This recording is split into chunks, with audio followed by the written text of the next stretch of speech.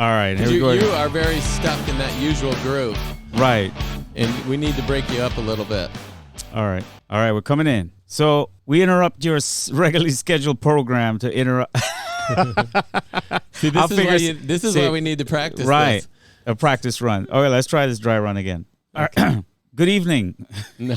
I don't know what time. I don't know what time of the day. Watch. All right, Jim. You try. Let me do try one. This. Hey, everybody. We're just coming in with a short service announcement here. This is not going to be one of our regular shows. This is going to be very short. You want to listen to it? We've got a public service that we're going to provide to you here about scams that's going on. All right, I'm down. What do we? I think we should just use that one because you did it beautifully. Okay.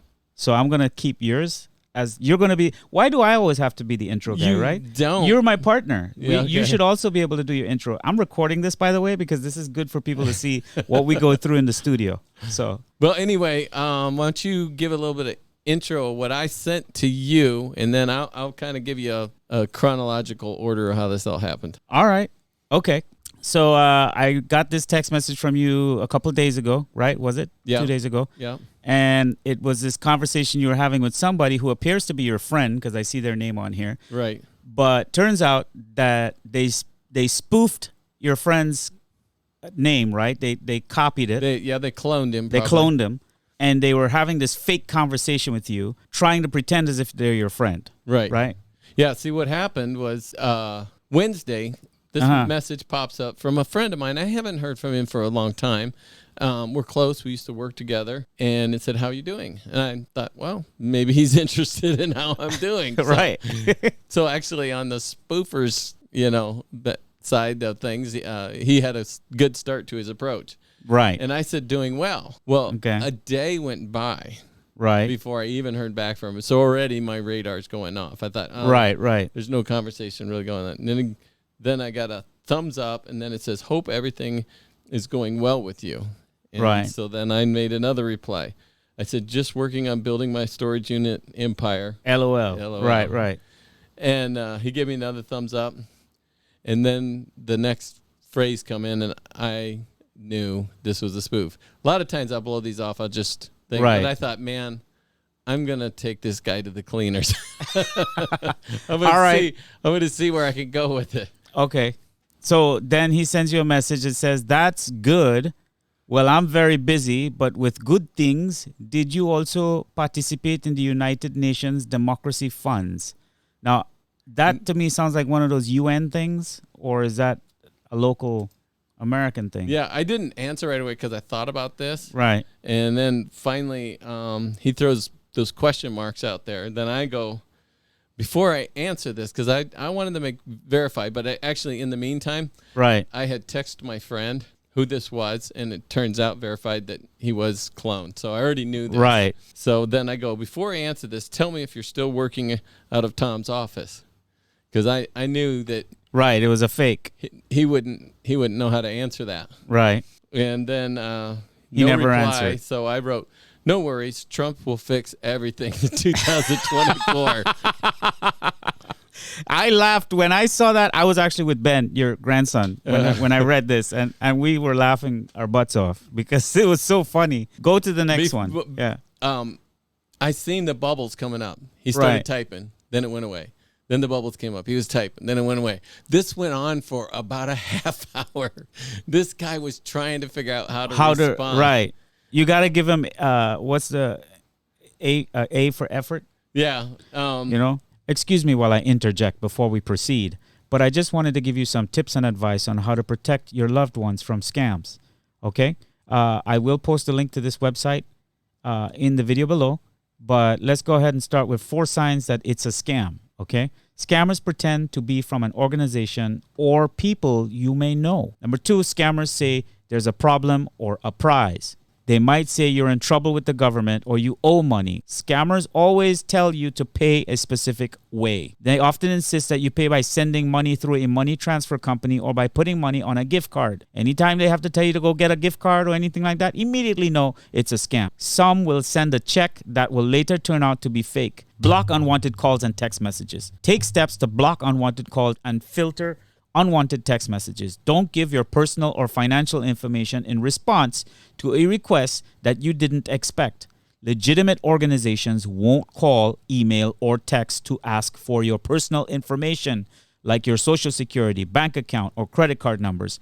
Please, people, anybody who asks for that via text message or any kind of messaging or phone call, do not give them this information. Take precaution. Think it's real, like in the case of Jim, where he thought it was his friend. Take the time to go have some trigger questions to, like Jim did. Follow what Jim did. Just take the conversation along a line where if this person is really that person, they would know what you're talking about. All right? I will leave a link to this website in the video below, and let's get back to the rest of the show. And thank you for watching.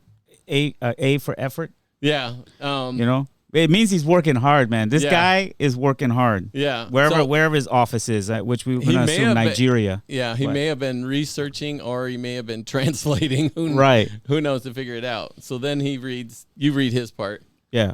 It's a new program supporting and helping people who need assistance paying for their bills, buying a car, owning a house, starting their own business, going to school, retire, including old and disabled people, to live a better life. Are you aware of that? ?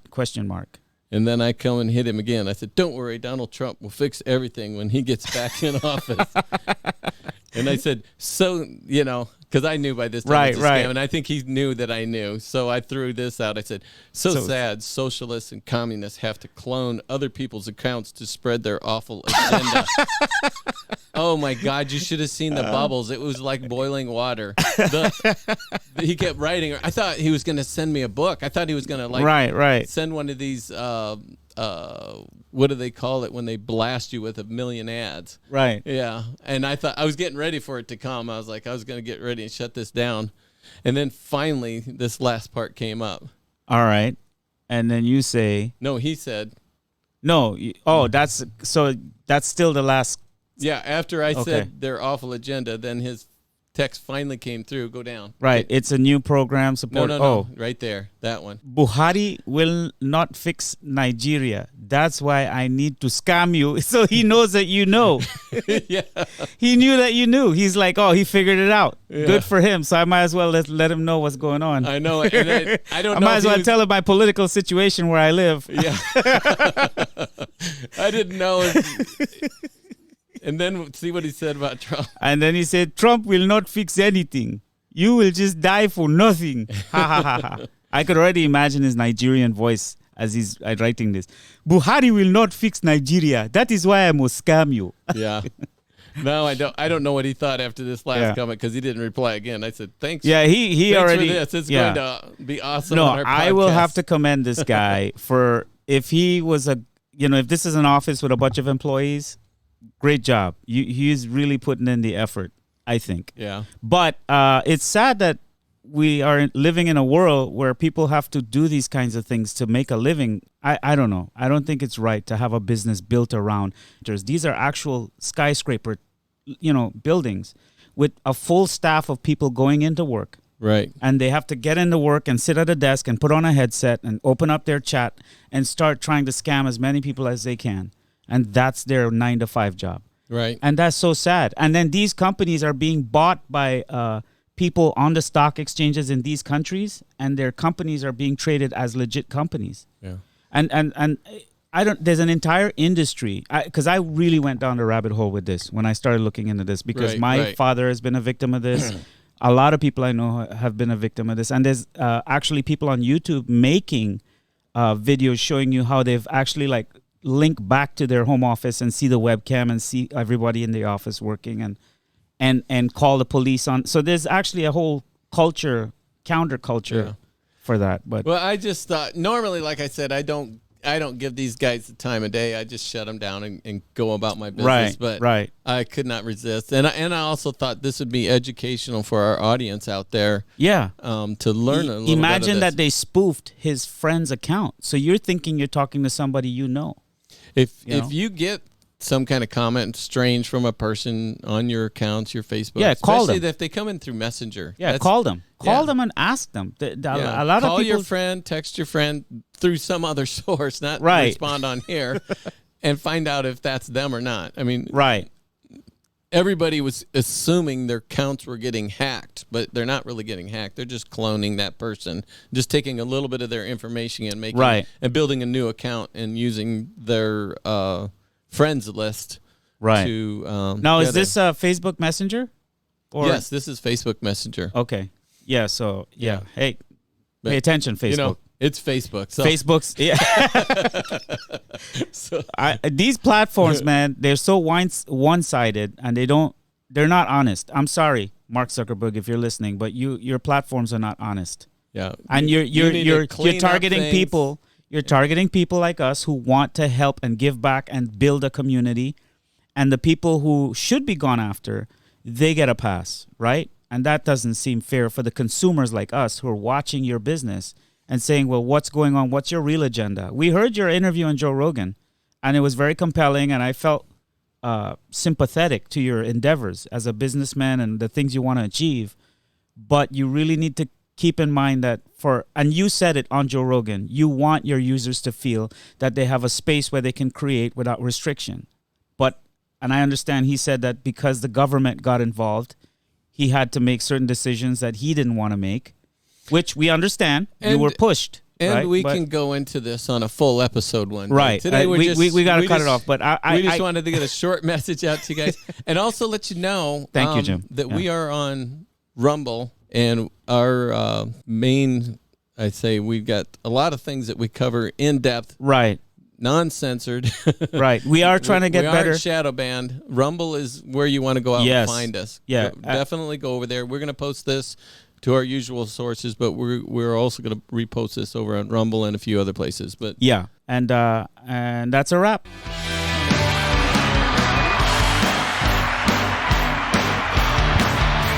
that okay for us?